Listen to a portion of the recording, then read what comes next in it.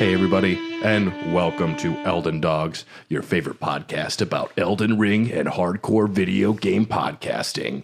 And I'm one of your hosts. My name is Sir Gideon Offnear. And I am Mr. Iron Fist Alexander, but you have to call me Mr. Iron Fist because I don't know you like that. Sounds like you're filling out a resume or something. Hi, I'm Mr. Iron Fist. I bring to the table. What do I bring to the table? I get stuck in the ground. Before we begin, do you have any butter? Anything slippery? I'm going to need a paddle for my behind.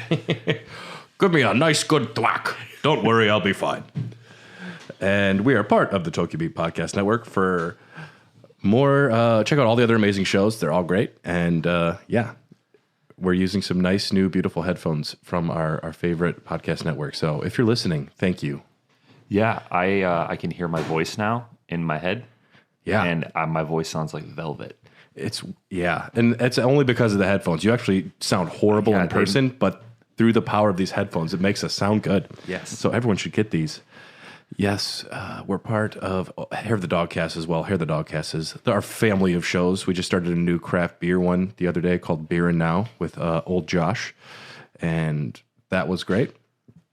But today we have to talk about Elden Ring, and before we get into our topics today, which I don't know what we'll title the episode, but it's the Mohgwyn Palace and the Shaded Castle. It's kind of a two-parter, a bifurcated episode, but Bifurcated. Bifurcated, I like that word. I've never heard that word. Cut right down the middle, bifurcated.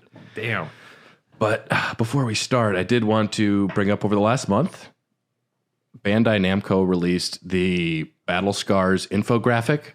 They gave an update as far as to a lot of like the cool numbers over the past year. You mentioned this on the Dogcast weeks ago, but just some fun numbers. As far as summons go, there's been over 1 billion summons, player summons since they started. This is not like summoning spirits. This is summoning other players into your game. Yeah, and I won't try and explain it, but you should definitely go online and look and try to find one of those videos that tries to explain how many a billion is. Because it's hard to understand. My brain doesn't comprehend it. Like 200 million is a lot, and this is so much more than that. I mean, I already didn't like Elon Musk because of his Elden Ring build, but if you know how much a billion is, you'll like him even less. Yeah, holy shit. Yeah, so over 1 billion summons, 12% of them are invasions, 88% are co-ops. Please help me, homie, I can't beat Melania. Causes of death, 2% of deaths are caused by another player. 14% are falling to your death. I was going to say it's got to be falling.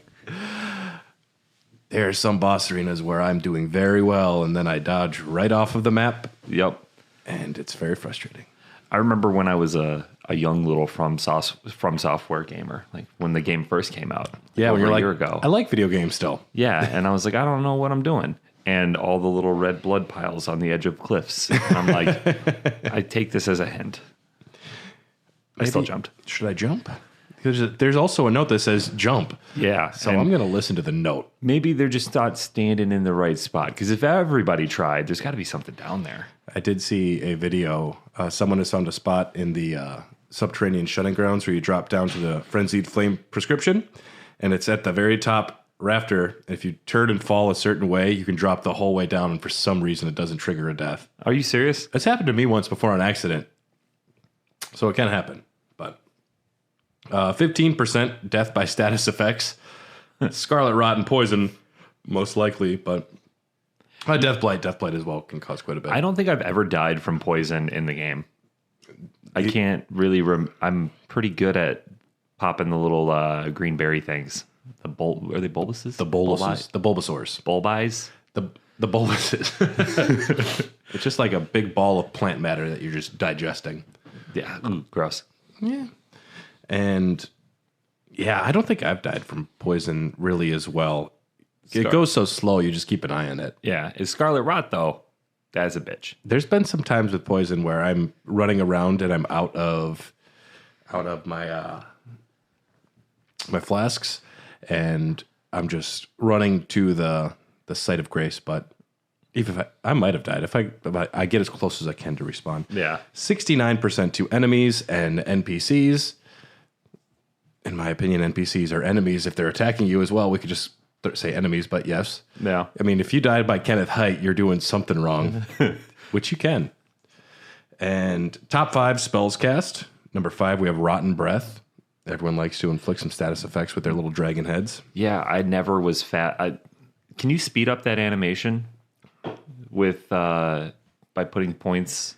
Yeah, I'm sure you can, because you can decrease casting time with different talismans. Because I can do that one, but I've never used it because the animation just takes so long. It's just like you have to like bring the head out and it's super slow. Dylan swears by it when he plays. He loves causing Scarlet Rot with his dragon head. Yeah, I always get hit.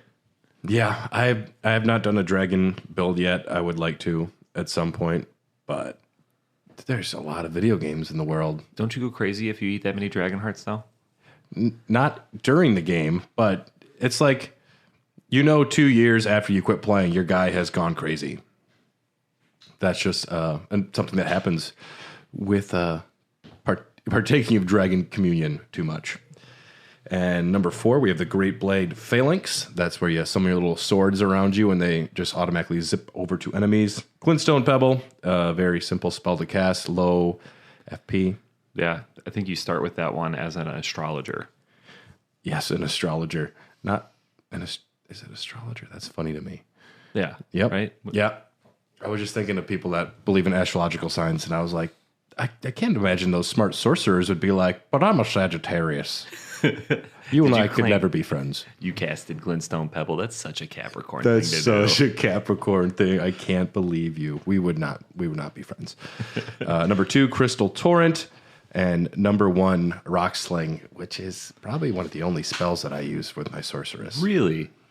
Well, I just started doing that faith build with the sword and shield. Mm-hmm. And that's one of the spells I never used on my spellcaster, my spell blade. Yeah. So maybe I will give it a shot. Well, but that requires intelligence, not faith. Rock Sling is a sorcery, not an incantation. Oh, it's not the one that, what's his face, that gives you for giving him Death Blight? I don't. Well, giving him Death Blight. You talking about Roger in Stormvale? No, you take the portal and it's that big dude. And he's got the gargoyle guy guarding him. I forget his name. You take the portal and you fight some gargoyle guys. Yeah, you got Death Blight. And then you run into G, and he's like, I'll mark it on your map where to go. Oh, yes. Malekith. Yes. Malekith does a lot of the bestial things. You're thinking bestial sling or something like that. Yeah. And that's where you just like take a claw and you scrape the ground and throw shit. Yeah, the animation makes it look like pocket sand. Pocket sand. Like, blind, and then you run. Cheap. And top 5 boss attempts. This is what I thought was the most interesting. Number 5, Star Scourge Radahn. 139 million deaths. Damn. I didn't think he was that difficult. On the scale of enemies, he wasn't as tough. Like, I didn't die to him as much as a lot of other bosses, but I can understand. That's a weird fight. Yeah, I beat him pre and post nerf. So yeah, I beat him pre-nerf, not knowing you could summon anyone. That's nuts. It's unfortunate. I haven't soloed him. I always summon everybody in, but even after they fixed him, he still wasn't terribly difficult. He got a lot of help. Yeah. 139 million deaths for Radahn. Number 4, Radagon of the Golden Order, which you haven't gotten a single death to because you haven't fought him yet. Yeah. Damn. We're saving that one. It's Radagon, and then there's also another boss shortly afterwards, and it's very frustrating for a lot of people. But that's 148 million. Number 3, this one made me very happy to see show up on the list. The Limgrave Tree Sentinel, the very first guy at a horse you find when you step out on the first step. Well, you got the guy with the white mask who's like talking to you about being maidenless when you come out. Dude, it's like, I just got to the party and you're already talking shit. Yeah. And then he seems pleasant enough because he doesn't try to kill me. So then I see this gold boy like chilling over here and I'm like, maybe I'll go talk to him. He can tell me where to go. Yeah. He looks friendly. He looks like he might be an authority type figure. I would, Yeah. feel comfortable going When up. I played World of Warcraft and I needed to know how to get to the barber so I could change my hairstyle, I asked a guard and they would mark it on my map and it was very convenient. And I loved it. Yes. And this guy looks like a guard. So then he stabbed me in the face. He sees you. He's like, oh, no, fuck this guy. In particular, I don't like you. I can just picture it again, too, because the music switches to battle music. You're like, oh, no, I got to go. Yeah, Tarnish carry a big old sign that says, I could potentially overthrow the current order. You probably want to kill me, don't you? Yes, I'm going to run. Okay. Okay. Nice talking. Limgrave Tree Sentinel, 277 million deaths. That's great. And I have a feeling a lot of people just kept fighting it because they thought I have to fight it. Yeah. But you don't. Which is funny to me. Number 2, our homie, Margit the Fell Omen. The first one, our first guy, because he's definitely the first roadblock. That was your first big roadblock, right? Yeah. Because you can skip Godric for a little bit. You can skip Margit for a little bit, but you're told to, like, go to Stormvale. Yeah. And you run into this boss, and it seems like you're destined to get your ass kicked. Yep. And then you're like, wait, that's not him? Is it another guy? That's just the front door. Oh, shit. Oh, okay. Yeah. It's like Borat walking into an elevator like, wow, nice room here. I'm not going to a smaller room. And number 1, we have Melania, Blade of Mikola. And I definitely wrote the numbers down wrong because I put 129 million up. Maybe 329 million. I'm going to look this up real quick. Have you beaten Melania? Yeah. Tell me about it, Tyler. Well, it took the course of like 2 weeks because I was playing other games at the same time. And I'd give it, the old college try after work a couple times, couple 2-tree, and then I would lose. I think all in all, her first form wasn't terrible once I got the hang of it. Yeah. It's that second form because at that point, like I've used a lot of my flasks. I've used a lot of it's just tough. You just spammed everything you had to survive, and then she says, wait, let me show you some true horror. And you're like, come on, man. Yeah, I don't skip her transformation, though, because that is one of the most heavy metal scenes in the game. Yeah. That is so badass when you get that the wide shot of her. Mm-hmm. Like, oh, damn, that's scary. It's really unsettling. Yeah. Poor girl, but she has caused 329 million deaths. Damn. That makes sense to me. I died to her more than any other boss in the game, easily. Yeah, same. Because I was, at the first time I played through the game, I was rocking the Sword of Night and Flame, and I was probably being a little cheap. I was leaning on it. It's essentially like using one of those motorized carts for shopping at Walmart. It just makes it much easier on you. Did I tell you I saw a guy lift his motorized cart the other day? That's odd. Yeah, he was driving it down North Ave, and one tire got stuck off the sidewalk, so he couldn't move. And I was like, oh man, this poor guy. Like, someone's got to come help him. It's not going to be me. And then he just gets up and he got up and just lifted it back on the sidewalk, and then sat back down and kept going. And I was like, did I just witness a miracle moment, or Jesus? Did he have a baby stuck underneath it? Because normally moms can lift a car or something like that. I heard once. He was thinking about, what if a baby was stuck underneath this and I was his mother? Yeah, he rolled it real quick. Maybe they just had, bad knees and they're supposed to not walk or something. Yeah, it did dawn on me that maybe people use those and they can walk. Yeah, well, I was walking around the other day in Target. I'm like, I don't ever want to be that person, but I get it. Like, yeah, I would prefer not to walk right now. Yeah, I could do it. And that's why I sort of Night and Flamed Melania the first time, and I still probably died 100 times. Used a lot of rune arcs, a lot of those items that I'm like, I won't need them. I'll just save them. And then I just started spamming them. But I've since beaten Melania 2 times altogether. I've beaten Melania, and I'm not looking forward to going back. Just the one for me. It's making me scared when I get to Radagon again, because I've only beaten Radagon the first time I played through the game, but we'll see. But that was the Battle Scars infographic. I liked learning all that. 329 million deaths. Congratulations to Melania. But topic today, on our last episode, we were running a little long, and I didn't want to stretch out the topic longer than it needed. So we pushed some of it to today. And we're talking about the Mohgwyn Palace first. If you are just coming from that last episode, you're fresher than we are. It's been like 3 weeks, but the great thing about Mohg is he's such a horrible asshole, it's hard to forget much about him. So we just transported here from the consecrated snowfield. I believe this was a backdoor shortcut that he had after possibly absconding with Mikola, and he's carrying this sleeping toddler man, and he's just running full speed because, I don't know, I mean, it's like a baby's day out scenario, probably. Joe Montana has got the baby, and he's got to get out of there so he can... it's a different story than baby's day out. Granted, it's more about sleeping with the man baby after stealing it. I don't want to know what goes on in the cocoon. The cocoon sounds like a really horrible name for your bedroom. You want to come into my cocoon?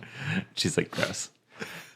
So you could either take this or, as we mentioned last time, if you do all of White Mask Vari's quest, which essentially he kind of is coy with you. He's like, after you meet the two fingers in the round table hold, he's like, what'd you think?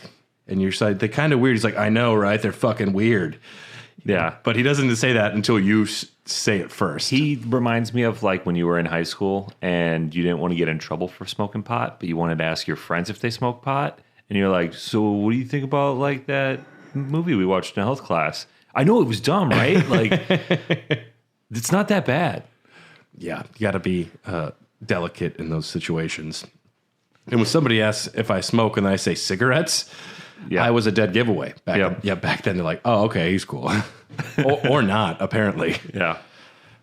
Yeah, so if you go along with Vari's quest, you have to kill a maiden is part of it. Apparently he doesn't want anyone being maidens. I think that's partially because they don't want to tarnish to become Elden Lord, because Mohg has his own plans for his own dynasty. So at some point, he cuts off your finger. He might bite it off, like a Joe Pesci Home Alone scenario, which he actually did leave scars on Macaulay Culkin's hand. In that first movie. Well, he's coming off of Goodfellas.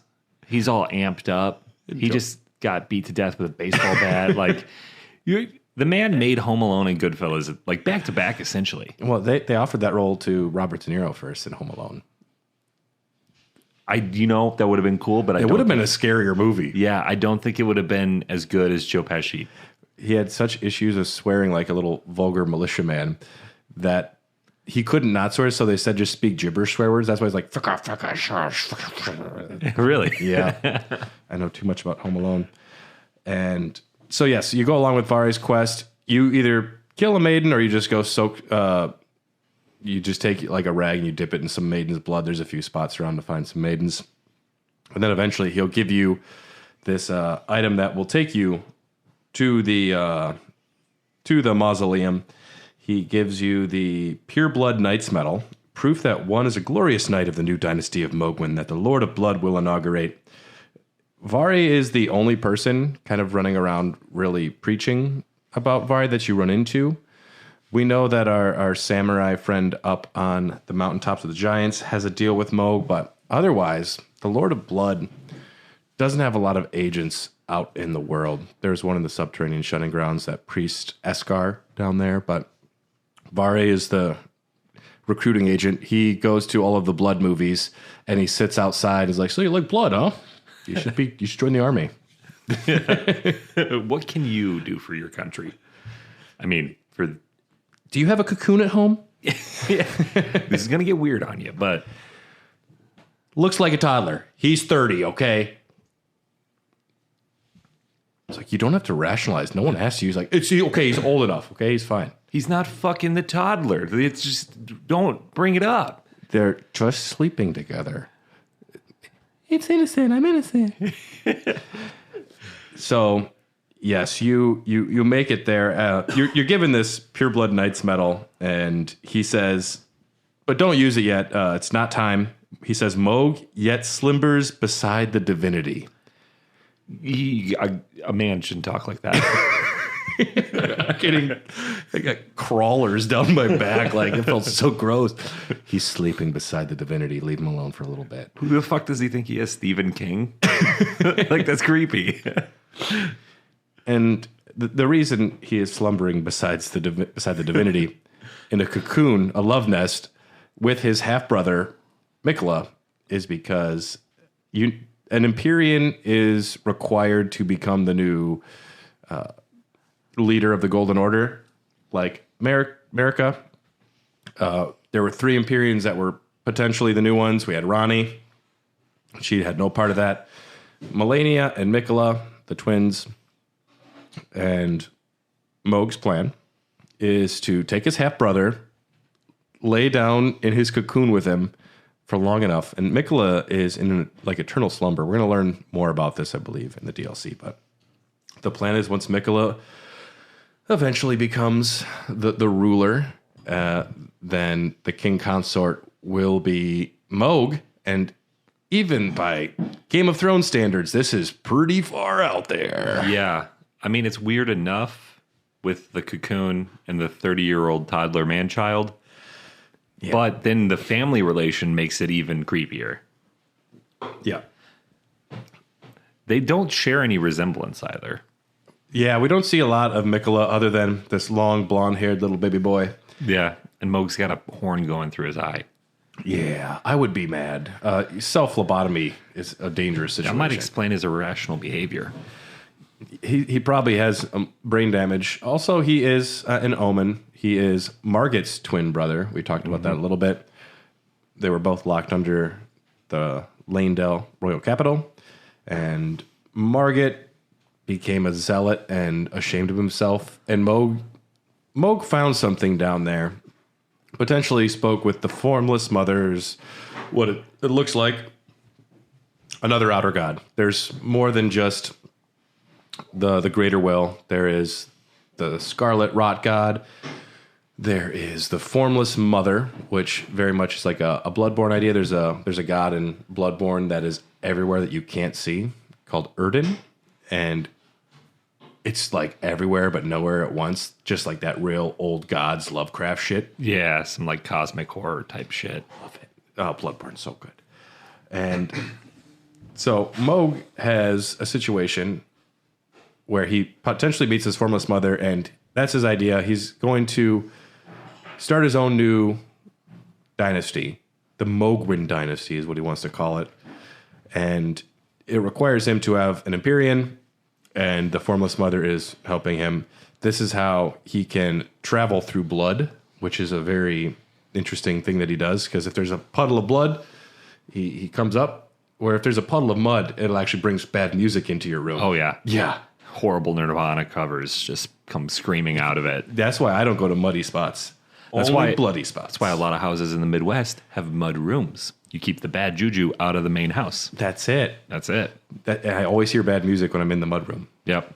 I can't name a single Puddle of Mud song, though, I don't think. Blurry. She hates me.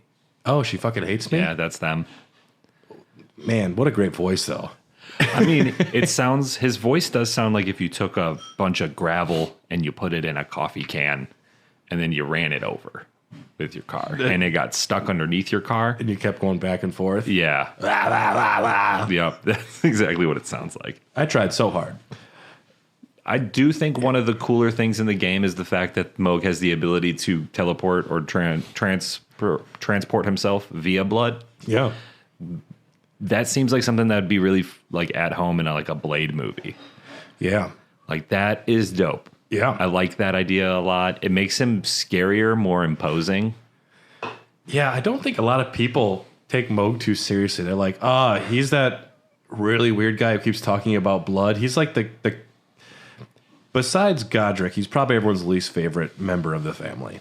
Oh, yeah, probably. Plus, I mean, they've been buried underground for a long time. They don't know too much about what Margit and Mohg are like. Yeah, it's tough being born an omen. I'd be upset, too.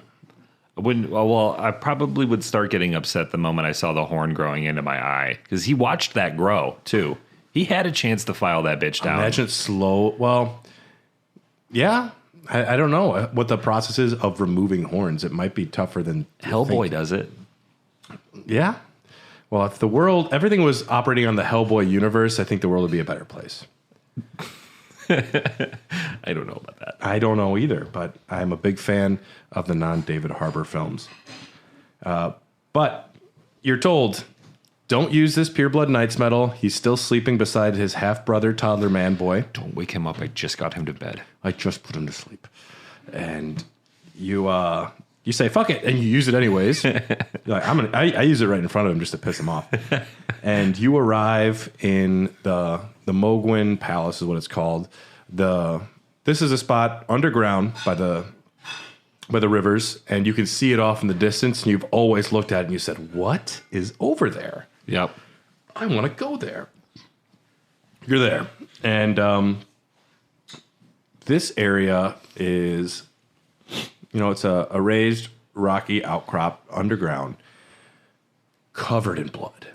That's all blood there. All of it is a crazy amount of people that have been killed. Pretty heavy metal. Oh, yeah. Like, this is Slayer, Raining Blood, that album. That's like, I wish I would have ran through here just listening to that, because that would have been pretty dope. Mohg was going for Slayer, but I think he got Puddle of Mud. Yeah. Oh, that is such an insult. Yeah. You didn't quite hit it, Mohg.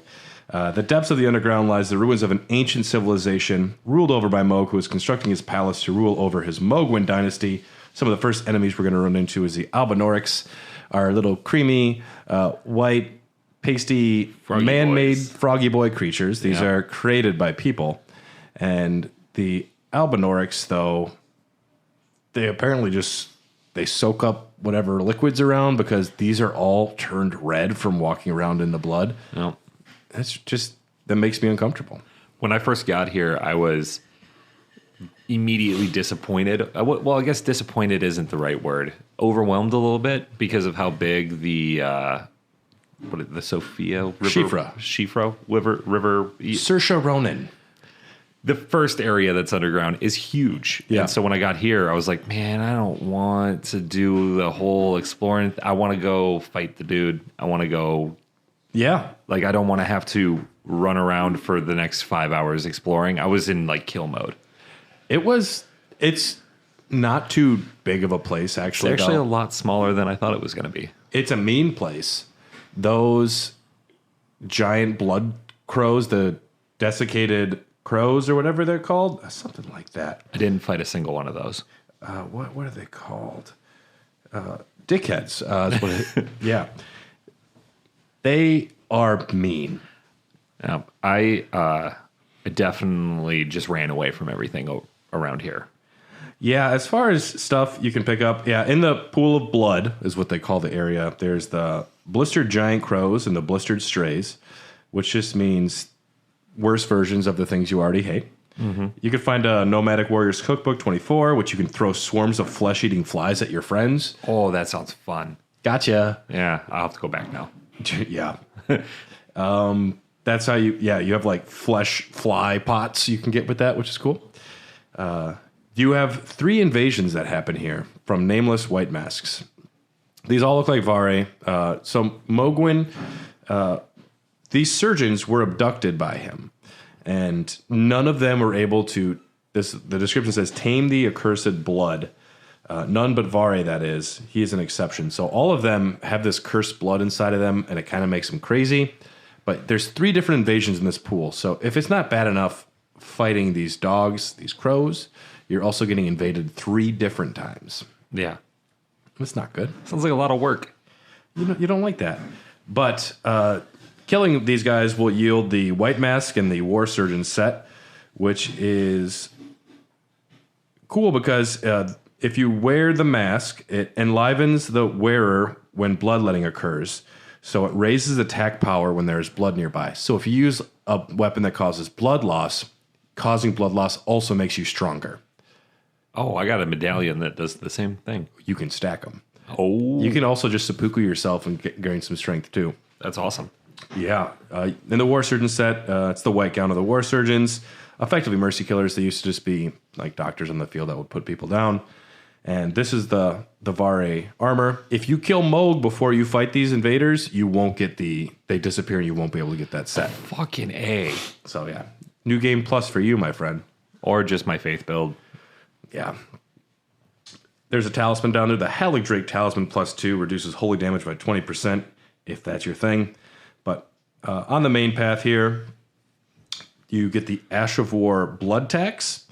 You twist to build power that unleash a flurry of thrusts that rob the target of both their blood and their HP. There's also the incantation Swarm of Flies, which is releasing a swarm of blood flies before the caster to assault your foes. The description says, the new palace of the Lord of Blood lies in a swamp of festering blood, and these flies are said to spawn from excrement in that land. So the worst kind of flies. Yeah, that's like mega flies. Mega flies. Super flies. Yeah. Not super fly Jimmy Snoop guy. There is also a unique Albinaric enemy here, which is a dickhead, the Albinaric Summoner. You don't see a lot of these guys. As you're going up that main path, one of them summons those giant skeletons. I don't remember that guy. You must have just rode right by him because he actually will summon one of those like giant spirit skeletons. Oh, like yeah. Yeah, and there's two of these guys up there. Kill them quick, otherwise they'll yoink you. There's a lot of these Albinarics down there, and if you're not paying attention, there's like 50 of them that can just swarm you. Yeah, at a certain point, I just hopped on Torrent and took off. Yeah, just skip it. Yeah. There's a site of grace you can get to. Up ahead, you'll find the Dynasty Mausoleum. The final path leading to Mohg's Palace is littered with hordes of putrid corpses and other creatures. Some of them don't attack you. None of them are that difficult, these corpses. They suck. Yeah. And they've been alive so long, they can't die, and they're just waiting for something to happen. They're like, I hope this divinity wakes up soon because Mohg has been in bed for a while. Yeah, and then a guy with a katana and a wand or a staff shows up. We'll go and wand. Like, yeah, and I'm just like, let me oblige you, and then I'll kill you. And then you come back later, and they're back because they can't properly die. Those poor But that bastards. was fun last time, guys. Same time next week. You won't remember it anyways. Your brains are pudding at this point. I can tell. Yeah. There is an imprisoned merchant that doesn't yield much. There are some sanguine nobles, which are nobles that worship the Lord of Blood. These guys look like mini Mohgs.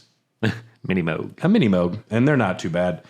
But you can choose to invade the White Mask Vare. It's in the dark cave area.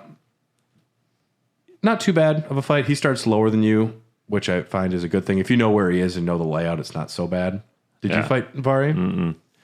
I wonder if you'll be able to go back and invade him. Yeah, looking back on it, I think I was kind of speed running to Mohg so that I could get him done by the time we recorded the episode, and then we didn't really Get all the way. yeah. So I had plenty of time, but I think I was rushing during this part. Yeah. Well, and it's one of those things where you kind of go through and then you have to come back. Yeah. And it's an easy thing to miss. I miss a lot of those summon signs. But. Yeah. Plus I play Elden Ring like every other week now, like gearing up for Elden Dogs. Yeah. And I always start the first couple days really rusty. Yeah. Luckily, in my sorcerer's build that I'm using right now, I don't have to be too good. Just that rock sling from a distance is a pretty safe way to deal with most enemies. Yeah. Yeah. Yeah, swords are way more difficult to use. But they're so much cooler. Yeah, they are. White Mask Vare, though, you fight him and kill him. As he's dying, he's like, you maidenless piece of shit. And the way he talks makes me strongly believe he is the one who killed our maiden. The fact that he knows we're maidenless, the fact that he just keeps hammering it home. It's one of the prevailing theories that he is the one who killed our maiden before we were able to really enter the lands between. I like that theory a lot. Yeah. Yeah. It makes me hate the guy. It makes me, because I didn't even know her, but I'm sad. I'm sad about it. Yeah. It was like 90 Day Fiance, but you show up and you don't have a fiance there. Yeah, it was like I've never seen that show. I don't know if that's like Flavor it was of more like Love? Flavor of Love. Okay. I wore a big clock around my neck. You showed up with flowers. Yeah. And yet you put on your nice horns. Oh, yeah, absolutely. When I was wearing the prisoner helmet, so it just looks like a giant butt plug on your head. And then Bridget Nielsen was dead when you got there. Hoops still should have won season 1. If there's anybody listening that watched season 1, New York, No idea. Hoops should have won. I know there was Bridget Nielsen and then that one girl who Trump made into... No, that was The Apprentice. Or Celebrity Rehab or something like that. They were all on Celebrity Rehab. Yeah. But you defeat Vari, and you get a special hammer called Vari's Bouquet, which it looks like a set of flowers. And it's a steel mace resembling a charming bouquet. Each petal is a sharpened edge, leaving the roses perpetually colored with blood. This weapon reflects Vari's manner of speech rather well, enticing in its splendor, but full of deadly consequence. One of only 3 arcane scaling weapons in the game. Oh, wow. Which is cool. I do like... I will respec for arcane only when I'm going item hunting, because that boosts your item discovery. So I'll just crank that up. Go find the rare stuff and then go back and drop it. Because most things Arcane doesn't have a large effect on. Yeah, that would, I mean, for a dragon build, you have to put quite a few points into Arcane just to learn the spells. So that might be kind of a cool weapon to use. Yeah, plus it looks like you're late for a date every time you walk into a room. You're just running around hitting people with some flowers. Someone got jilted. Yeah. I wonder, I should have been able to give him to Bach. Then maybe he would have thought he was pretty. Can I call you boyfriend? Like, whoa, calm down, buddy. I just don't want you to turn into a vegetable. Whoops. Doing this for you. Fucking whoops. We get to the top of this here mausoleum, though, and we find this big hairy ball, this cocoon, up on the altar. And an arm kind of falls out. Yeah. And blood trickles off of it. And from the pool of blood emerges Mohg. Okay, so immediately I have a lot of questions here. It looks like Miquella has gotten bigger. Yeah, and I'm hoping the DLC, like, we start to figure this out. Because maybe he was alive in the cocoon, and then when Mohg stole it, and it, like, cracked open...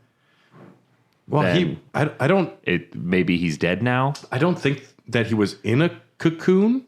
He was buried into the tree. Yeah, I'm calling that oval thing a cocoon just because that's what we've kind of. I think he was put into a cocoon, but the Haley tree was growing around him, and Mohg stole him. And I think that he essentially put out a bunch of blankets and got Miquella's favorite food and put it in the cocoon.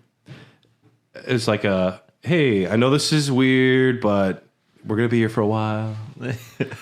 And I think the cocoon was something that maybe Mohg had prepared. He's trying to wake up Miquella. He's waiting for Miquella to wake up. And it just seems to me like the DLC. We're going to go there and enter Miquella's dream. And we'll go to a different version of the Lands Between from a different time period. Or we'll just be in his dream world in a separate, similar but different landscape. Something like that. That's what I think is going to happen. Because he's asleep. Go in the dream, right? Yeah. That makes sense. Who's that? I always forget his name. The YouTuber that makes the really awesome cinematic Elden Ring videos. Bati Video. He did a breakdown of the image. Just the image. Did you watch that? Yeah, it was very good. Dude, he pulls a lot. It's only like a 7-minute video, but he pulls a lot of info out of just that one frame. If you know a lot of the context of the universe before looking at the image, you can get a lot more out of it. Otherwise, it's like, oh, there's a guy on a horse or a girl on a horse. Yeah. Yeah. I think he's dead. Because I think Mohg killed him effectively by removing him from the tree. It's like taking somebody off of life support. Well, maybe he's in a coma. Yeah, maybe. Because I don't think he's doing well. We don't know where Miquella's at. Yeah. He's in there somewhere, I think. Yeah, I mean, it's weird that he's supposed to be an eternal child, but then the arm that's fallen out of the cocoon is like 7.5 feet long. Like, it's just gigantic. Something's going on in that cocoon. Yeah, he's changing, but into what? And the way that Mohg emerges from the blood, it makes you think Mohg might be sleeping inside of Mikola in his blood, trying to. I see. This is some weird shit. Yeah. We don't know what was going on there. But Maybe he's trying to wake him up. he's just having a party inside of him. Or if he has a way to like enter the dream and he's trying to like, I don't know. We're going to learn a lot more in the DLC. But Mohg emerges With a pretty heavy metal intro too. and he's just like, yeah, I'm going to kill you. Yeah. When he it's one of the, I mean, the cinematics in these games are always awesome because there's not many of them. Yeah. And I like his. Because like I said, the idea that he can transport or teleport via blood and he just appears is terrifying. If that was in a horror movie, it'd scare the shit out of you. You're under a fake starfield at some ancient civilization mausoleum. Cocoon opens up. A guy jumps out of some blood. And he has some cool attacks. He is the Lord of Blood. We fought him before, and he was Mohg, the something omen or something like that before when we fought him, but now he's the Lord of Blood. And one of my favorite things he does is he thrusts his arm into the body of the formless mother. He reaches up into this god. You see his arm disappear, and he just like pulls out a bunch of blood from stabbing it. And he throws it and sets the area ablaze. It's pocket blood. He has it anywhere he wants. He just throws that shit. If you get this incantation when beating him, it says, "The Mother of Truth craves wounds. When Mohg stood before her deep underground, his accursed blood erupted with fire and besotted with the defilement that he was born into." So the cursed blood that Mohg already had reacted very well with the Mother of Truth, the formless god. And this is a fun fight. I like this quite a bit. You can try and stay away from him, but he's got some good distance attacks. Yep. If you were able to find the shackle in the subterranean shutting ground, you can use that once to ground him. Ground him for a little bit. But did you have any issues with this fight? No, at this point, my spell sword is like, I don't want to use the word cheesy, but it's highly effective. And then with Moonveil, when anything gets in close, the special attack it has is just so OP with the amount of points I have in intelligence right now. Yeah. That very little in the game outside of bosses gives me any trouble right now. Yeah. And especially if you spirit something in. And I got a Mimic Tear, so there's two of me, and he's normally drawing all the aggro. Mimic Tear.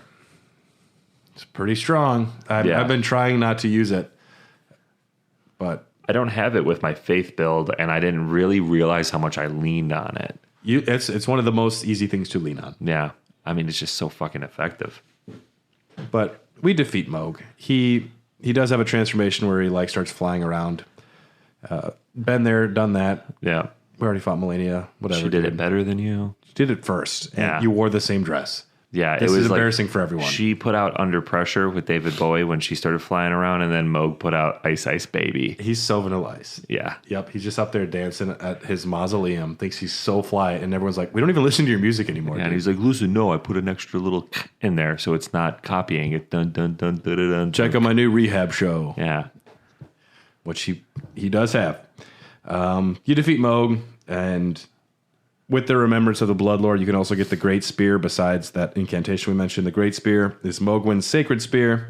As well as serving as a weapon, it's an instrument of communion with an outer god who bestows power upon a cursed blood. So this is one of the instruments that he uses to commune with her. And the unique skill is the Blood Boon Ritual. And essentially it's the same thing as the Blood Boon. You stab the spear up to 3 times, just stabbing that shit, and you create explosions of blood. And the skill also coats the armament with blood flame for a while. And one of the other things about the Formless Mother, it says she wishes to wound the world, make everyone know pain, to embrace that pain, and thus grant them power. Good for you, lady. Yeah.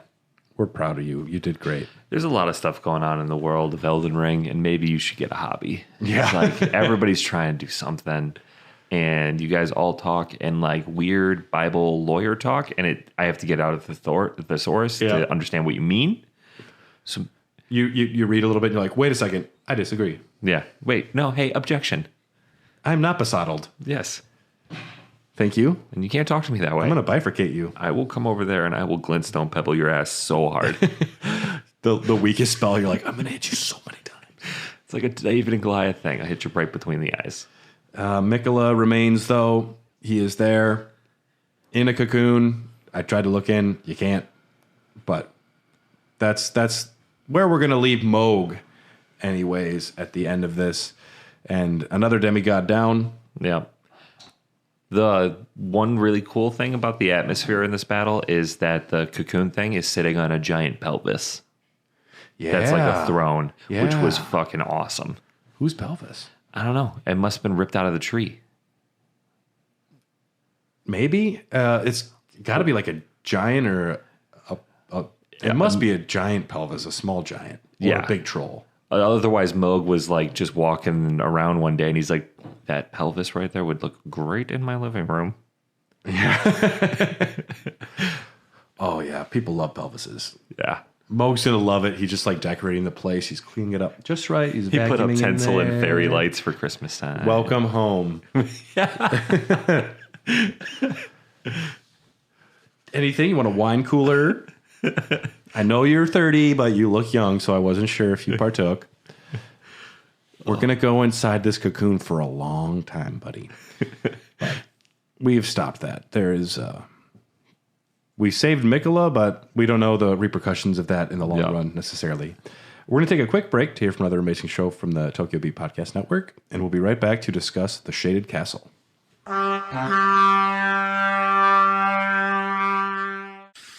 Spaceships, magic swords, intergalactic empires, dead gods, and creatures from beyond the moon. What mad universe could contain all these fantastic visions? What Mad Universe is a bi-weekly podcast Delving into the misty origins of sci-fi and fantasy, pop culture and genre tropes. Take a cosmic trip on What Mad Universe podcast, now on the Tokyo Beat Podcast Network. Today's show is brought to you by EPOS Gaming Audio, with a comprehensive lineup of both wired and wireless headsets, gaming amplifiers, microphones, and webcams. EPOS has everything you need to experience the power of audio. Like their H6 Pro lineup, which features two versions, an open or closed headset. The closed headset allows you to tap into exceptionally detailed audio and seals out ambient noise, while the open version delivers natural high-fidelity audio with an incredible soundstage. Both headsets include a magnetic detachable microphone and a sleek design that has no wild RGB configurations, just good design. Listeners can save 15% by visiting www.eposaudio.com/gaming, entering code EPOSFRIEND15 at checkout. That is EPOSFRIEND15 at checkout.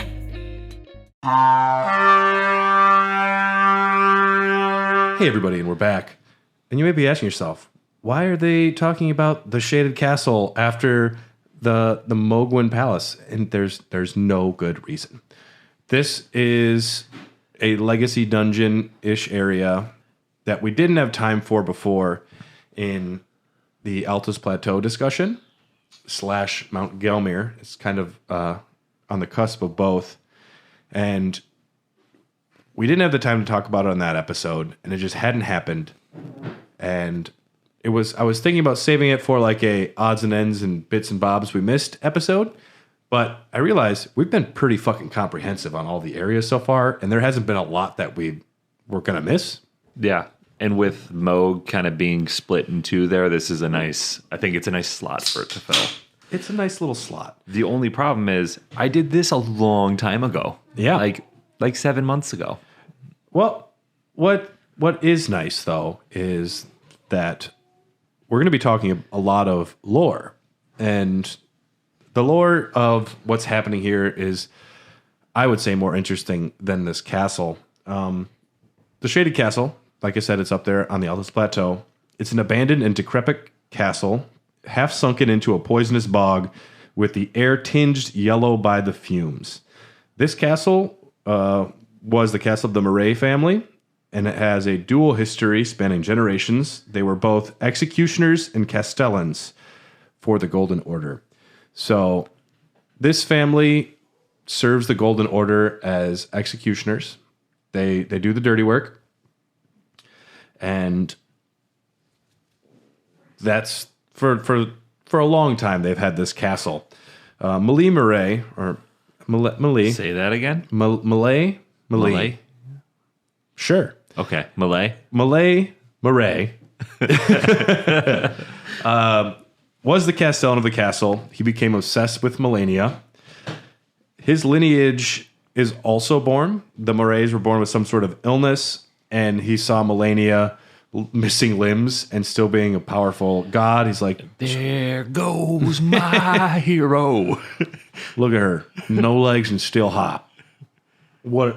I think I like people. Tell you what, truly an inspiration. Look at her. I don't even mind that she's a woman. Sure. But he saw Melania's condition as something to worship. Because the sons of House Murray are all sickly born. And one of the items says, little wonder he was so beguiled by the beautiful and fierce goddess who was born into rot. And on the Antspur rapier, which is an item you can get from him, it says, Scarlet Rot is an old legend of which Malay, I hate that name. Malay was a private believer, and indeed he eventually found his own personal goddess. Essentially, I think everyone in the family was really happy with Christianity, and Murray met a Mormon, and he's like, we're all changing religions now, and everyone's like, we really don't want to. Yeah. But I guess we have to now because you're the what did you say? Castellan. I don't know if I've ever heard that word. He's in charge of the castle. Don't we just call that a king? No, it's not a king. King is different. Yeah, that was stupid of me to say. Edgar was a Castellan in the Weeping Peninsula down south. Castellan. You're in charge. You protect the castle. The king is a different term. But yeah. King's in charge of shit. But essentially, Murray saw Melania at concert one time, and now he has posters of her all over his house. And people are like, he's getting really into this, and it's kind of not great for us. We thought it was going to be a phase, and now he just won't shut up about it. And he's talking about cutting off an arm or something. Yep. And it is what it is. He became obsessed with Melania, and some think the reason that this place, which on the map looks like it's built on this grassy field of heaven, you get there and it's not. I was so pissed. I'm like, oh. The Altus Plateau is nice and bright, and I feel like it's like springtime. Fall. Oh, wait. Yeah. Yeah, fall. Very autumn colors. It's very bright nonetheless. Yep. And it just felt happier. It was a nice change of pace once you climb up the side of that mountain thing and fight the giant fire or dragon thing. Yeah. So when I got the map fragment and I saw that, it stands out. It's green. Yeah. Like my eye was immediately drawn to it. And when I went there, I was disappointed. Not because it wasn't an idyllic field in a giant castle, but because like I got my ass kicked and it's poison everywhere. And now I think I did die from poison because I definitely died at this place. Yeah. The problem with poison is it sticks around for so long. Yeah. If you run into a battle, it's just expounding on the pain you're feeling.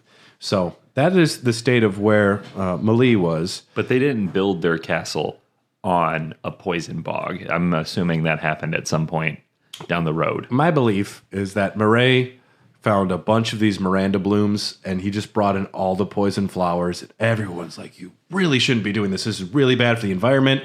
Global poisoning is a real thing, and you are causing a lot of irreparable damage to our home. Yeah. And he's like, Melania is so hot. And he just sits by the flowers. What if he didn't know and he was just like, they're pretty? No way. You don't live in a poison. It's like if you're a hoarder, you know you got a problem, but you're still you can't change. Yeah. At this point, he's in too deep.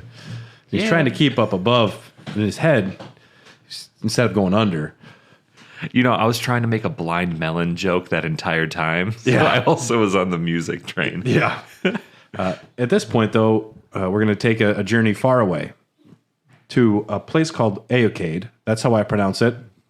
You might hear it differently. Eochaid. This is a lesser, long vanished domain. You only hear about this from like 3 or 4 items. This is an entire other land of people with their own beliefs and systems. And outside of the lands between. So You mean like China? it's maybe India. We'll go. I don't know. It's not America. Does it exist in the same place? It's Or a- is it like a different... You got to take a boat to get there, I'm guessing. Okay. Yes. But in Caelid, actually, you find this weapon there called the Regalia of Aeocade. It's a treasured sword, and they must have had royalty, but this is one of the only artifacts from the kingdoms we find. And the item description for this says, the copper coloration is not to be confused for rust, but is a conduit for its wielder to move it by their will alone. Copper is very conductive for electricity. I know that. But this is one of two weapons in the game that you can throw it and it does its own attacks and you can like pull it back. It's special, throws the sword around and it does its own attacks around you before it comes back. Really? It's really cool. And only these motherfuckers from Aeocade know how to do this. And it says specifically copper, so I think it's something to do with being able to harness electricity, potentially controlling copper, but That sounds fucking awesome. it lets you throw the sword and call it back. Aeocade, the word, is derived from Irish legends and mythology. Bluntly, it means horse. It also can mean a prince and a king's name in legends. It's also the name of a very important god in Irish folklore, the Dagda. I went deep on this. The Dagda or Aeocade had at one point, you name it, 3 concurrent children, 3 sons, all brothers, Aed, Surmate, and Angus, like the beef. And at this point, I have another bullet point with nothing written. I said, I'm too off the deep end, and I came back, I think. I was like, I don't know about these kids. The reason it is interesting, because when you find the Regalia of Aeocade at the other end of this dungeon in Caelid, you find the sword next to like a body, and it's next to 3 flowers, which seem to have been planted for the kids. So maybe this guy was trying to protect the 3 kids, the last surviving royalty. If you want to just... I'm jumping off the deep end and going for a swim. Like, that's... It kind of telegraphs that a little bit, but... So, that's Aeocade. Now, there's this guy named Elemer of the Briar. In Old English, I was really going for it. Damn, On this yeah. one, that means noble and famous. This person was somebody of importance in Aeocade back in the day. He was in the lands between. At some point, he was arrested and was sent to the Shaded Castle, and they were the executioners. They were sent there to execute him. He was wrapped in briars and sentenced to death. Now, just before the execution, he took control of the Murray executioner sword. It doesn't explicitly say, but it kind of, you want to believe that he just made the sword because you can he's from Aeocade, he knows how to control it, so the sword just like raises up and he starts killing people with it. That's so badass. It's so badass. Like you're about to bring the sword down, all of a sudden it just like starts floating around and stabbing people. Dude, that is fucking gnarly. It's pretty cool. And the Murray executioner sword, after Elemer gets his hands on it, becomes one of the other sword, one of the 2 swords that you can actually use and throw around. It does like attacks, screw attacks, and you pull it back, Magneto style. Pretty hardcore. I'm gonna have to go look for these. You have this sword, I guarantee it. If you've been through the I looked up a photo of it while you were describing it, and I think I do. Yeah. It looks familiar because it looks like a Roman short sword. And I think I remember when I found it, I looked at it like, that looks like something that a Roman soldier would use. And I'm a big Roman history nerd. So I was like, I would like to use it because it looks cool. It looks like a gladius or something. It's supposed to be very unwieldy. The way that you see Romans other people would be use it unwieldy. is they're just like effortlessly dancing with the sword. You try to do it, it's supposed to be much more difficult, but Elemer uses the sword, takes over the Shaded Castle. He kicks Murray out of his house and Elmer of the Briar, still wearing, like, they call him of the Briar because he's still wrapped in the briar because he was sentenced to death. He's now the ruler of the castle. He has the executioner sword. It's now his castle. Murray is outside of the castle. And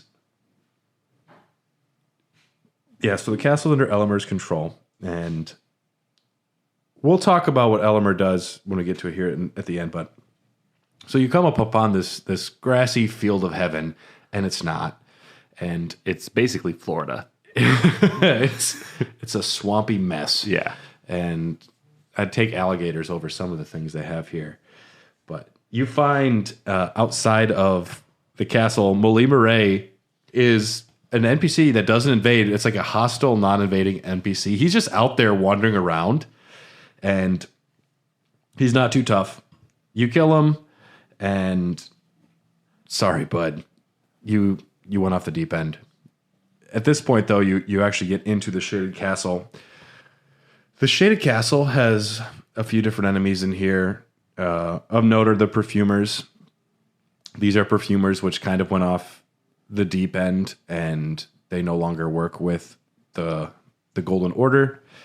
And you find basilisks, which are those little deathblight bastards. Yeah. You find Miranda sprouts, the flowers. You find revenants. Just like, it's not any enemies I like to run into, really. I don't mind the perfumers, but All the while, the large portion of the ground is just poison buildup. everywhere if you're on the ground. Yes.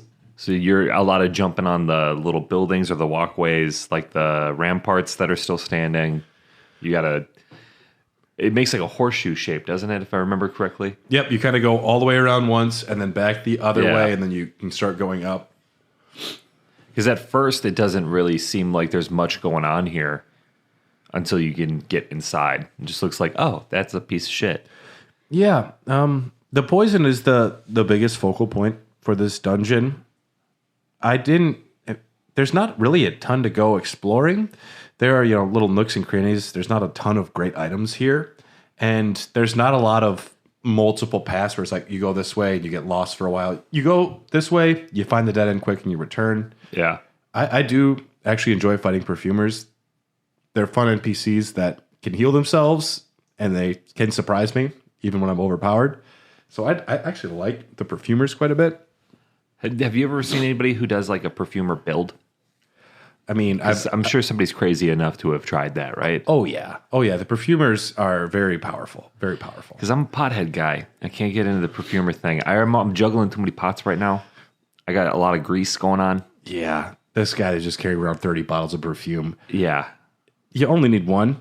I mean, if I can smell you when you walk in the room, you're wearing too much perfume. Well, on Friday, Saturday night when I bartend, some of those ladies bathe in it. I think perfumers are coming to the bar. You just like throwing perfume at people? No, they. Oh, the ladies come in. Yeah. Yep, they're and they'll be like, perfumers. "Can I get a peach cobbler sour?" And I'm like, "I smell you the moment you walked in, and it's giving me a headache. Like, did you bathe in it?" Also, men that wear too much cologne is like a big thing. Yeah, dudes. Okay, it's 1.5 sprays. That's all you need, and disperse it. Don't hold it directly in front of your chest and pump it 3 times. You're gonna smell horrible. And after like 5 minutes, you can't smell what you smell like. And You become used to it. it can it can cause damage to other people's bodies, which is what the perfumers are doing. Yeah. They use so much perfume that it actually kills people. Some of the people that come to the bar that smell so strong, I'm worried that like if they lit up a cigarette, they just go up in flames. Which is, I use a lot of fire, so. Yeah, you wander around these ramparts, poison bogs, enemies. I didn't actually think a lot of it was too striking, but you get to the inner gates and you can find a key item off to this little side path. You find the Valkyrie's prosthesis. This is a golden fake leg. We're not going to use the fancy words. It's like a fake leg that was once the prosthesis. It's an arm. It's a golden arm like Buster from Arrested Development. Yeah. He's a monster. And it was once used by the one-armed Valkyrie Melania. It's a masterwork of craftsmanship. With practice and skill, it can be used as proficiently as a real arm. I imagine Malie Murray ordered this shit on eBay and spent way too much money on it. It's like when I was a kid and I wanted my mom to buy me a WWF World Heavyweight Title replica belt for like $350, and she's like, "No, that's a stupid purchase." And this is actually like a real belt too. This is like a real. This would have been like the real honest to God thing. It's like if you stuck up Bill Goldberg in an alleyway. Yes, exactly. And it turns out they're not real wrestlers. If a gun will kill him. Yeah, that's if he doesn't spear you first, though, and the man is fast. Yeah. I remember being very upset when he was undefeated until Kevin Nash cheated with Razor Ramon Scott Hall. Yeah. And oh, man, the Monday Night Wars, what a time to be alive. What a time. The golden age of wrestling. Excited to go watch some wrestling after this. If we go to Vanguard. Oh, yeah. It won't be modern wrestling.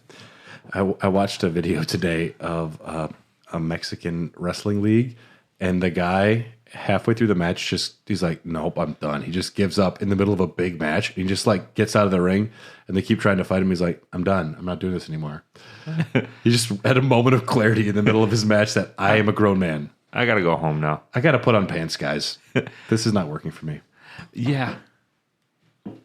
But Malie got the prosthesis. This is like getting Michelangelo's head from the Turtles film. If you've seen that video of that lady, this is ultimate fanboy material right here. Yeah. Yeah. I don't know what he did to get this, but he has a demigod's arm. That's tough to pull off, and I don't care who you know. He probably spent a lot of time in that room. And he's like, you can look at it, don't touch it. Yeah. And Boromir comes in and drops it. Dickhead. But yeah, it says when Malie Murray used to embrace this, so he would hug it, he claimed to feel the presence of the goddess. You're like, Dad, we haven't eaten in 2 days. We are sinking into a sinkhole, bog, poison pit, and you keep planting poisonous flowers. And I'm gonna come out and say it, Dad. I think you're fucking that arm. I think you're using that arm to jerk off, Dad. Yeah. It's called ghosting. Now get out of here. 100% he was doing that. I didn't realize that, but yeah, he embraced it and was feeling the presence of a goddess. Yeah, Dad's in the room. Don't bother him. Yeah. Like, again, that's the 4th time today. We do find clean rot knights in the Shaded Castle, and I believe that they are probably there trying to find the prosthesis or reclaim it. They are the soldiers of Melania. But yeah, you keep going up the castle, and not a ton of things happen. You find this little like ghost NPC who's like, yeah, our castellan went pretty off the deep end. Shit got bad. And yep, you're going to stay there forever as a ghost, just regretting the fact that this dude was getting jerked off by a Valkyrie arm.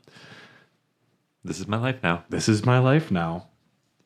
You get to the top, and if you have already completed the Volcano Manor, this is where we find our boy Patches. I have not completed the Well, yeah, I guess I did now. For Even the longest time, I put it off so that I could finish other quest lines. Yeah, because you actually have to go finish all the recusant missions. Yeah. Patches, after you defeat Rykard, he moves outside of the boss area here. And Patches is like, are you surprised that I belong to Volcano Manor?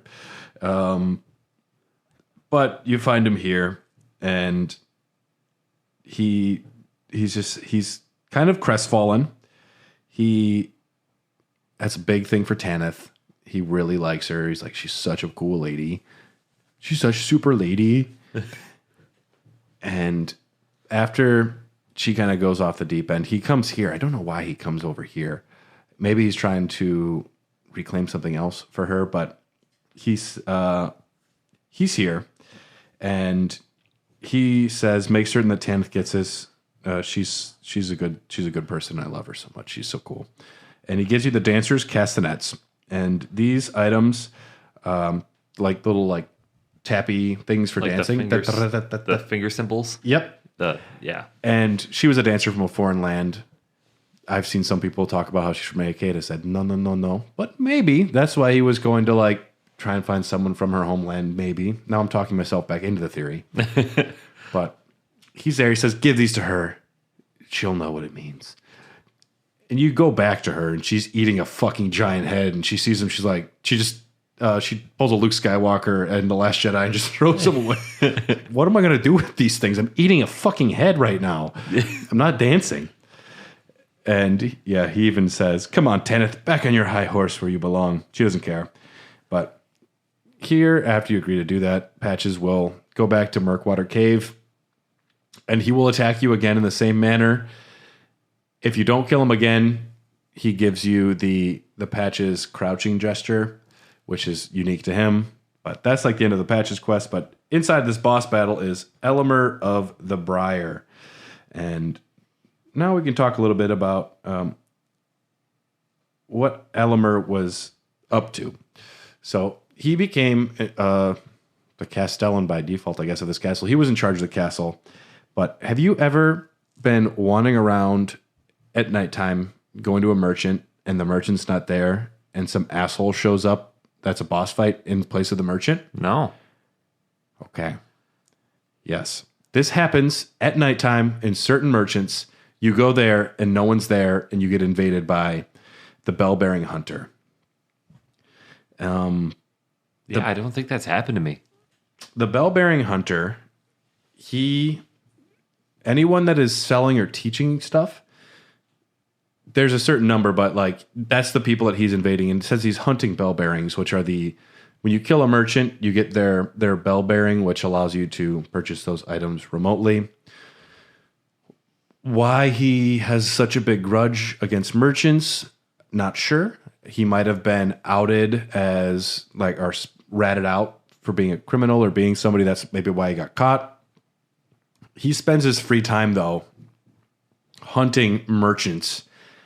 And when you show up, he is tough. The bell-bearing hunter is in, I think, 4 or 5 different spots. But specifically in Caelid is the worst one. And it's the same boss. It's Elemer of the Briar. And floating swords, big dickhead. And yeah, the Bellbearing Hunter is actually a pretty cool endgame thing to go around because it's the only way you can start purchasing some of the high-level somber smithing stones. Mm-hmm.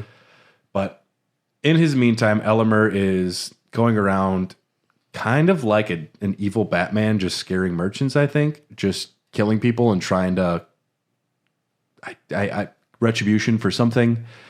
But this is the same guy that is the Bellbearing Hunter. I'm surprised you haven't ran into him once. It scared the shit out of me the first time I did. Yeah, I don't think it's happened to me. He's out there. And even after you kill him here, he will still be out there the way that works. But you fight Elemer in this, at the final room here in the castle. And it's not a big room. It's kind of a smaller arena. And he has his ranged attacks. And he can do a lot of damage real quick to you in here. But if you can take him down, you get the Murray Executioner Sword, which is one of the legendary armaments. There's not a ton of them. And the Briar Great Shield. And besides him being able to make swords move, this is the other thing that really links him with Aeacade. It originates from Aeacade, a land of proudly solitary ascetics. And that's pretty much all we know about Aeacade. They might have been horse lords. They were super rigid and hardcore in their beliefs. They didn't live a lavish lifestyle. And they made swords float. And that's all I need to know about somebody to know I like them. Yeah. That's pretty gnarly. I picture them like Mongols. If you want to be the coolest group ever, you're the Mongols. I mean, horse people? Yeah. Listen to Dan Carlin's Hardcore History if you haven't. Oh my God. My God. That dude has a voice for radio. Temujin didn't know. Yeah. Oh, man. I was listening to the last podcast on the left the other day. Yeah. And Marcus Parks does a Dan Carlin impression during one of the episodes. And it's like my two podcasting idols. And one was impersonating the other. I laughed so hard. He nailed it. He did a really good job. Yeah. Then I was trying to do one. And I was like, I suck at this. Genghis didn't know. That's all I got. Yeah. It's been a while, but I had a buddy, and we'd always just say that back in the day, like, he didn't know. Yeah. Yeah. And that's the Shaded Castle. Aacade is a place I'd like to know more about. I seriously doubt we will. And you can get the Briar armor after you defeat him back in the round table. So that clearly puts Elmer up as an important character. And at least Malie Murray is dead now. His obsession of getting jerked off by a prosthesis has ended. Your watch has ended. Good night. Your jerk has ended. And now your jerk has ended. And his family's probably happy too, because their dogs are no longer dying in the poison swamp because they don't have dogs because they're all dead. I don't know. But yeah, the Shaded Castle, as far as a legacy dungeon go, I don't love it. It's not too exciting. I did really enjoy diving into the lore of Aacade and learning about the Briar. If anyone has any good theories about why he might be out there hunting the bell bearings, I haven't heard anything that's convincing to me yet, but this guy likes to put on a cowl at night and go around and beat up people. Well, if you died and you came back to life and you just couldn't die, at a certain point you would just do things and you wouldn't even know why you were doing them. It would just be like, I have to do something today. I might as well just fuck it. Let's do this. It's like that Black Mirror episode where everyone that can't die, they're just so addicted to pain and weird shit that they just keep going further and further. Yeah, it's exactly. Yeah. And that's the Shaded Castle. Yeah, kind of a one-note place in my mind. It's a area I cleared months ago. We got poison. Yeah. I had to Google it when you were like, we're doing the Shaded Castle. Have you done it? And I was like, Shaded Castle, where is that? And then looked it up and was like, yeah, I did that a long time ago. It's in a weird spot where it's half unique and interesting, but also completely not that interesting. It's notable on the map for the landscape, but I don't have much else to say about the Shaded Castle. No, I mean, it's going to eventually sink into a poisonous bog and it'll just be the shaded bog at some point, and eventually the posters of Melania will fade. Yep, if they haven't already. Yeah. Rest in pieces. Melania posters. Just like all of my hymn memorabilia from high school. My MCR memorabilia is still in tip-top shape. I still have some of my old stuff, but it's not on display. Yeah, we have a little bit more time this episode, so I guess we can just shoot the shit about what's coming for Elden Dogs. This show has been very popular for Hair the Dogcast, and so big thanks to everyone who's listening. This next month is going to be Character Battle Month. And on Instagram, we do a thing called the Great Hair the Dogcast Character Battle, where they'll be voting between this or that character, 256 characters. It's a lot of fun. There are some Elden Ring characters in there. We will have at least one Elden Dogs next month. But I forget if it's June or July is Indie Games Month. We have Indie Games Month coming. I think it's July. Okay. That makes sense. But so our next episode for Elden Dogs, we're going to do the Eternal Cities, Nokron and Noxtella. Yep. And I think that the Nameless Eternal City will fall into a separate episode. So we'll have Eternal Cities as one, and then we'll have Deeproot Depths and the Nameless Eternal City, as well as Lich Dragon Fortisax and Godwin's big growing monster fungus boy. That'll be its own episode. And after that, we do need to do a specific Ronnie episode. Her quest line is the most long and involved with multiple locations. And back when we did Liurnia of the Lakes, we glossed over the fact that we did all of Liurnia in one episode makes me very anxious. Yeah. That's a big area. But also, it's lousy with not great dungeons and caves. Yeah. The Academy is really the shining star there. And the mansion, And the turtle pulp. the manor, the turtle pulp. There are good things there. I Yeah. love the village of the Albanarchs, but a lot of it's kind of lousy with stuff that I don't love. But there was a few areas. The inverted tower in Ronnie's quest. We didn't talk about that. We didn't talk about the Three Sisters, which is the 3 towers up top that Ronnie lives at, or a doll that doesn't move lives at. And so we're going to do a Ronnie episode that will cover a lot of the areas with hers that we missed, take us to the Lake of Rot, as well as the Moonlit Altar. Have you been up to the Moonlit Altar? I think so. That's like the big area in Liurnia up top. Yeah. Yeah. You're talking about the place that you can't, you can see it on the map, Yep. but you're never really on it. I want to go up there. Yeah. Gilbert Grape. I want to go up there. Yeah. I've never actually seen that film, but I know that quote that well. It's an all right movie. I mean, it's a good movie, but I rewatched it not too long ago. Definitely a product of the times. It kind of makes me nostalgic for old film. You know what is the worst April Fool's joke? The one you read on April 19th because it just shows up on your Instagram for some reason. What was it? It was, I think it was Ben Stiller. Yeah. It was someone from Heavyweights. And they said, no, it was Kenan Thompson. I think it was Kenan Thompson. It was like, we're very happy to announce that everyone's on board. We're going to do a Heavyweights too. I did see this. And then I saw that I saw it on April 19th, but it was an April Fool's joke. And that doesn't work then. It's not an April Fool's joke to That's me just anymore. mean. I got really excited for Heavyweights too. I don't know where I was going with that one. But so we're going to spend at least an episode, probably just one, talking about a lot of the unique Ronnie locations because those are ones that we kind of missed. And then after that, we have the map done.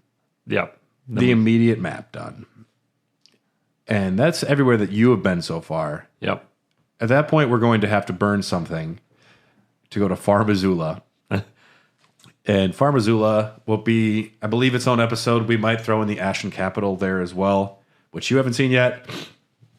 The Ashen Capital doesn't have enough to warrant its own episode. At some point, though, then we are going to break off into a few more specialized things. I want to have one episode that focuses on the multiplayer. Yeah, we should probably talk about it. I've never been to a Coliseum yet. Me either. And I have a good friend of ours, Miles, and he does a lot of multiplayer and a lot of the modding. And we can talk about mods and multiplayer with him. We're going to be going to Games Done Quick soon. If anyone that just listens to this and not the other episode, Tyler and I are going to be at Summer Games Done Quick in Minneapolis. If you're there, come say hi to us. We will be there. If you don't know what we look like, look us up if you want, I guess. There's probably... You'll figure it out. Look at the thumbnails. We're probably wearing Crash Bandicoot bodies in them, but you can see what our faces look like. Yeah. I mean, I definitely have the same physique as Kratos. So the one where my head is on his body, that's exactly what I look like. Exactly. Exactly. Covered in the ashes of your dead family. I am the most dapper man you've ever seen. I would say Odin is way more dapper than Kratos. But we potentially will be interviewing one of the world record holders there about speed running Elden Ring, which would be maybe like a really solid mini-sode. It probably won't be 90 minutes, but it'll be very fun because you've never watched a speed run of Elden Ring, probably. No, I've gotten over the last few months more into watching Elden Ring content on YouTube, especially that YouTuber you showed me.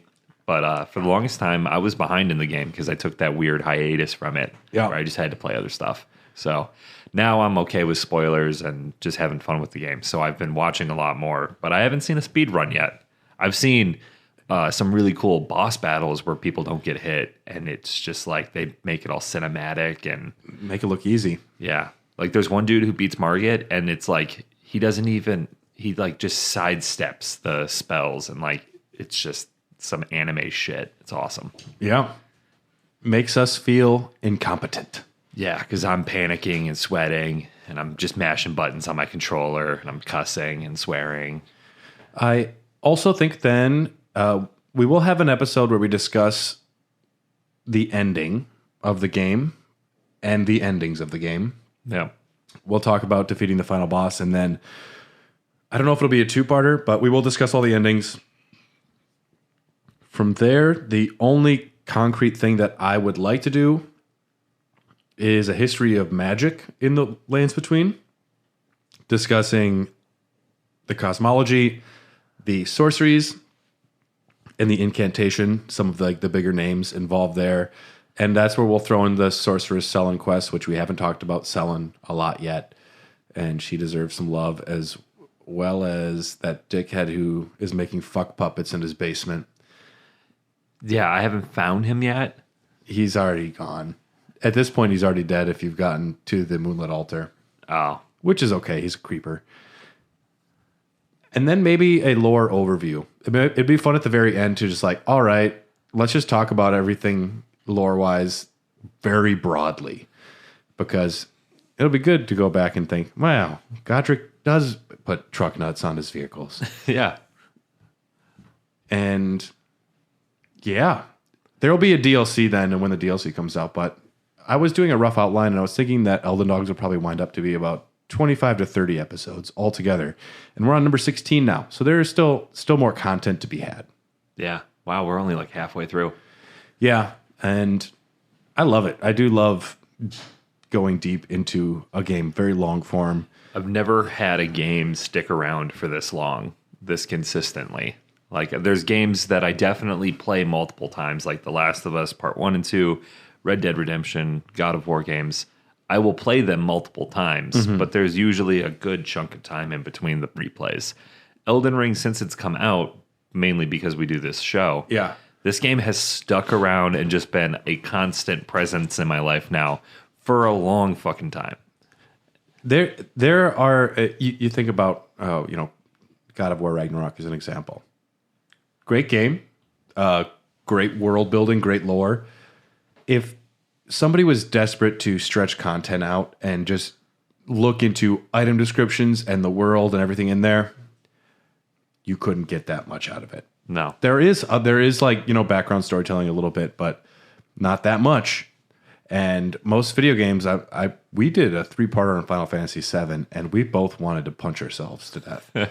And this game just yields so much storytelling. It gives as much as you put into it, and not many games can stand up to. We talked about 3 item descriptions for 20 minutes today. Yeah. And that's insane.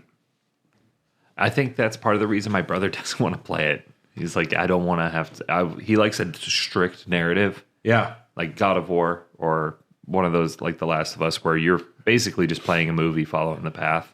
Is more his speed. Very pretty hallway. Yeah, and I've told him no, but if you read the descriptions and you get into the world because you like nerdy shit, you will like this. And he just hasn't jumped in yet. I mean, you don't even need to do any of that. It's brilliant because it's emergent storytelling.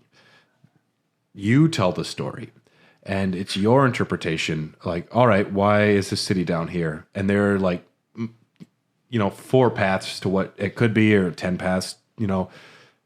It's open to interpretation, and it's up to you to make your own story, which is really great. And it's the greatest filmmakers make movies like that.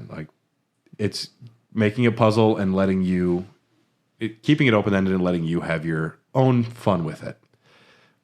I think it's great. Yeah, definitely a bigger game than I thought it was going to be, particularly for me. So From Software really knocked it out of the park because I downloaded Bloodborne. I have Dark Souls Remastered now. I have Sekiro. I'd like to play Sekiro. I have both of them, I think. Yeah. I know I definitely have... Do they have another samurai one? They have the 3 Dark Souls. They have Bloodborne and Sekiro. Demon Souls. Yeah.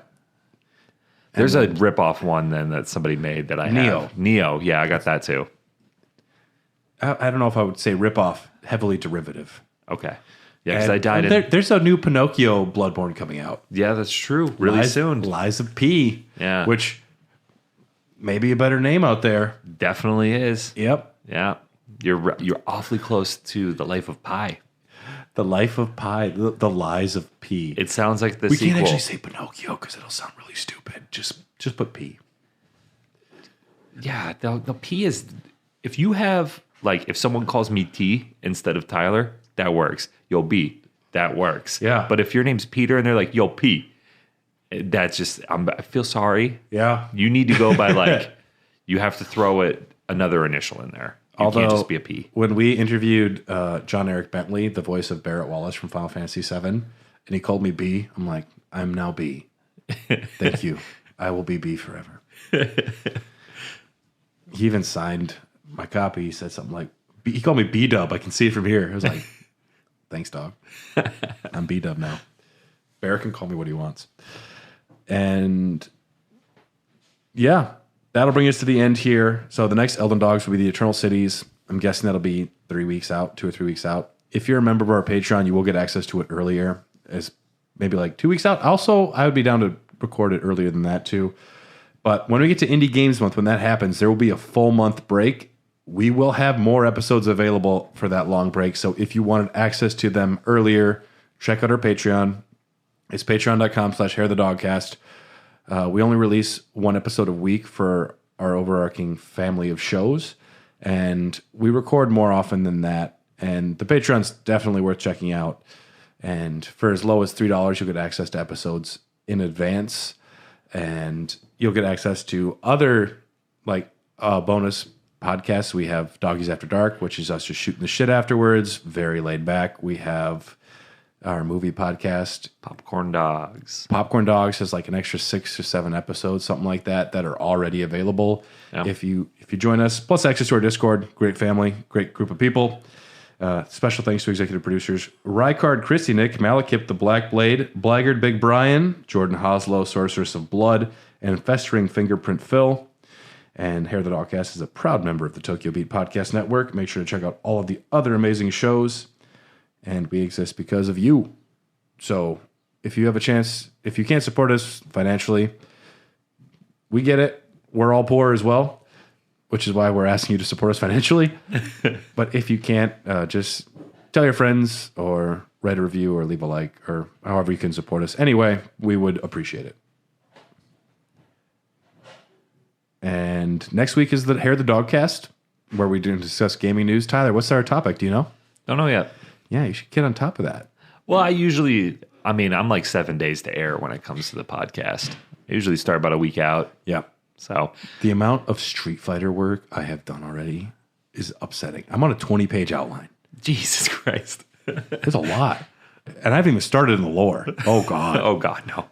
No, I don't know what the topic will be. I usually, I have off work for this podcast and then Mondays. So normally Yeah. the week before I sit down and try to come up with something. And I'm a lot less busy this week. I've been packed. Like, my schedule has been packed. Yeah. The only thing I got going on is I'm going to go see Evil Dead tomorrow. Yeah, And I've that heard is- really good things. I have been waiting for this for fucking ever. I am so stoked. Evil Dead is by far my favorite horror franchise. Is it horror? Well, 3 of the films. Okay. Evil Dead, and then Evil Dead 2 is essentially just Evil Dead again. Army of Darkness is a comedy in my book. And then Evil Dead 2013 is terrifying, but it's also kind of funny. Did you know that the Coen brothers helped film the first Evil Dead film? You know, I did hear that once. Yeah. And Sam Raimi, that was the first time he used his car. And that is a little Easter egg for Raimi films. It's been everywhere since. We watched Ant-Man 3 last night. How was it? It's much better than people say. But, well, lucky for the MCU. It's on the top half of MCU easily. Really? Yeah. It's really, I thought it was mostly pretty good. It's a shame that Jonathan Majors is kind of a dickhead. They're probably going to have to recast him. I would never make a comment on an ongoing thing if it's true. Very bad guy, but I don't know any of the story, so I'm not comfortable talking about it. It did bum me out hearing, because I really liked Lovecraft Country. I like him. That's where I saw him first. I like him as an actor, but yeah, it's all shady and sketchy right now. Don't like it when somebody that I start getting into has any sort of shit going on. And Shazam 2 will not make as much money as Morbius officially. Officially. Bad. Damn. Yeah, the marketing for that was terrible too, because I didn't even really realize that it was playing. And when the Elden Ring feature film comes out, we're very excited. I'm just making shit up now. Okay. I mean, I wouldn't put it past I anybody. prefer a novelization, a prequel novella, like a big Watchmen style graphic novel or a coffee table book. with a coaster built on top of it. Sure. Thanks for listening, everybody. We'll see you next time.